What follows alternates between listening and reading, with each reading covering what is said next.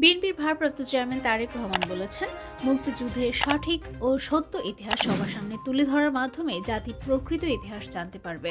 শনিবার রাতে এক ভার্চুয়াল আলোচনায় তিনি এই কথা বলেন।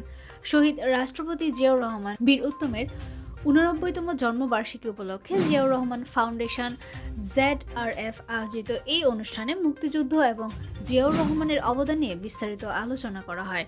তারেক রহমান বলেন, মুক্তিযুদ্ধের সঠিক ইতিহাস তুলে ধরার মাধ্যমে আমরা তরুণ প্রজন্মকে সঠিক তথ্য দিতে পারব।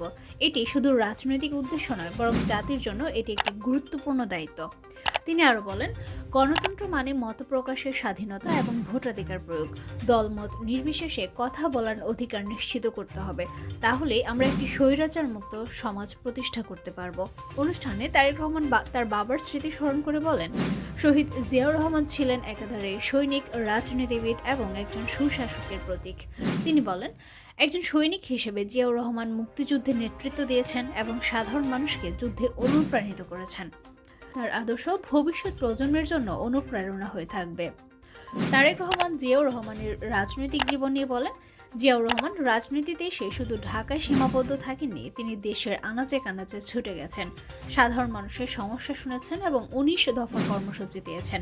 তিনি জাতিকে বিভক্ত না করে বাংলাদেশি জাতীয় পরিচয় দিয়েছেন।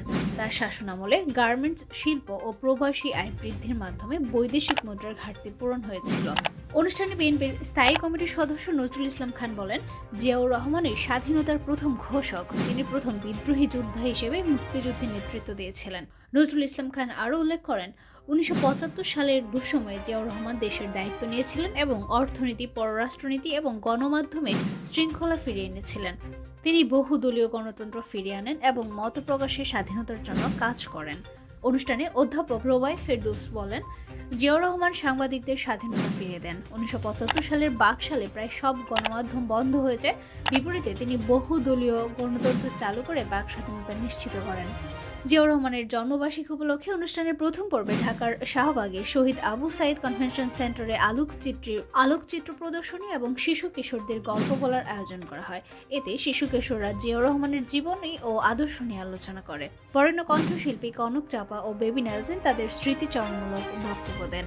দ্বিতীয় পর্বে আলোচনার সভায় তারেক রহমান এবং ডক্টর জুবাইদা রহমান ভার্চুয়ালি সংযুক্ত হন। প্রধান আলোচক হিসেবে বক্তব্য দেন নজরুল ইসলাম খান।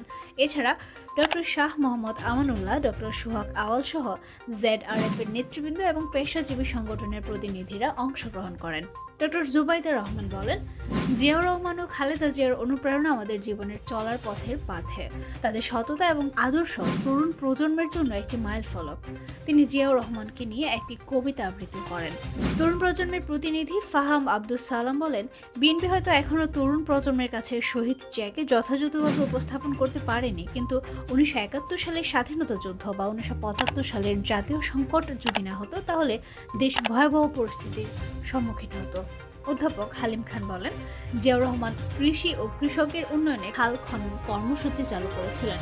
তার উদ্যোগে দেশ খাদ্যে স্বয়ংসম্পূর্ণ হয়। চিত্রনায়ক আশরাফ উদ্দিন উজ্জ্বল বলেন, শহীদ জিয়াউর রহমান শিল্পীদের ভালোবাসতেন এবং সম্মান দিতেন। তার আশীর্বাদে অসংখ্য ভালো শিল্পী তৈরি হয়েছে, যা আজ সুপ্রতিষ্ঠিত।